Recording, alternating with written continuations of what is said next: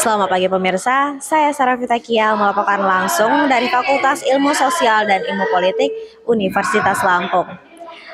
Hari ini 20 Agustus 2025 tengah berlangsung PKKMB tingkat fakultas hari kedua dengan tema Askara Nawadaya yang berarti api yang berkobar membangkitkan semangat yang membara. Kegiatan ini dimulai pada pukul 7.15 waktu Indonesia Barat dan diawali dengan menampilkan video profil dari setiap jurusan yang ada di FISIP. Selanjutnya, seluruh mahasiswa baru diarahkan untuk memasuki ruangan masing-masing sesuai jurusan yang diambil dan diberikan materi tentang strategi perkuliahan yang efektif dan lulus tepat waktu. Dapat disaksikan pemirsa bahwa seluruh organisasi kemahasiswaan yang ada di FISIP memperkenalkan apa yang dilakukan dalam organisasi tersebut. Mahasiswa berprestasi pun turut memperkenalkan diri untuk memotivasikan para mahasiswa baru pada saat perkuliahan nanti. Adapun penampilan yel-yel yang menarik dari setiap jurusan, kemudian acara dilanjutkan dengan awarding untuk peserta, fun FISIP, dan ditutup dengan pemutaran video penutup resmi PKKMB FISIP tahun 2025. Baik Pak, menurut Bapak, kesalahan apa yang sering dilakukan mahasiswa sehingga tidak lulus tepat waktu? Mahasiswa kesalahannya sehingga tidak lulus tepat waktu ya. Bisa macam-macam ya kesalahan mahasiswa itu. Yang utama sebetulnya karena dia semasa kuliahnya mungkin tidak mengikuti perkuliahannya dengan maksimal, dengan total ya, terkait tugas-tugas yang diberikan, terkait materi yang disampaikan, sehingga ketika membuat skripsi yang mana itu sangat memerlukan kemampuan akademis yang tinggi, dia kesulitan untuk menemukan apa konsep dan teorinya.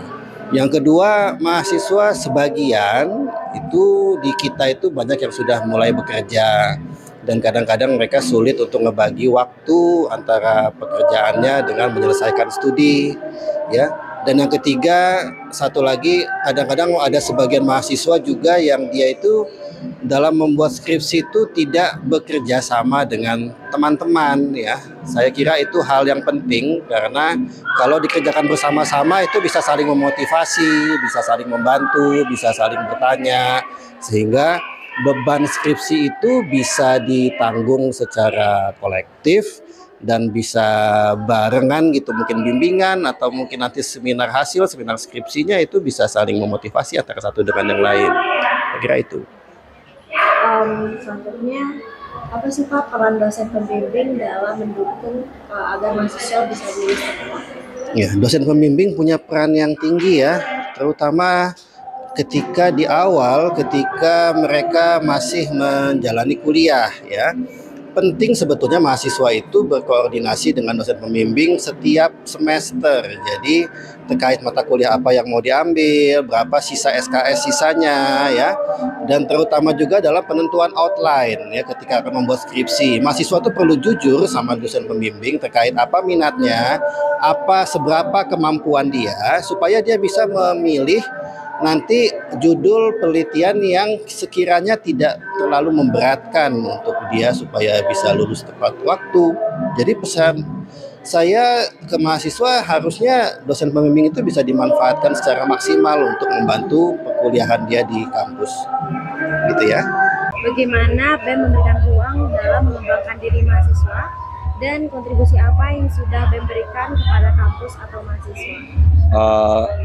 Kontribusi yang pertama ya, kontribusi dari BEM untuk mahasiswanya, untuk internal juga sih kami memang sudah menjadwalkan untuk ada kegiatan-kegiatan yang memang berkontribusi khususnya untuk internal BEM ya, karena kan mahasiswa maksudnya berorganisasi juga untuk bisa dapat pengalaman baru, pembelajaran yang baru. Nah kami juga sudah memang menyiapkan proja-proja di mendatang untuk minat bakat mahasiswa apapun itulah yang memang BEM ini sebagai wadah juga kan untuk mahasiswa. Terus yang kedua, kontribusi apa yang sudah dilakukan BEM untuk internal dan eksternal. Mungkin saya juga takutnya kalau saya ngasih tahu banyak-banyak, malah saya takutnya malah dipuji juga ya. Ingin dipuji juga. Jadi yang memang satu kontribusi yang sudah dilakukan yang memang kelihatan untuk mahasiswa di internal adalah kami kemarin mengadakan kegiatan Vista Fest untuk minat bakat mahasiswa dari perjurusannya. Sedikit juga ada nominal hadiah untuk teman-teman bisa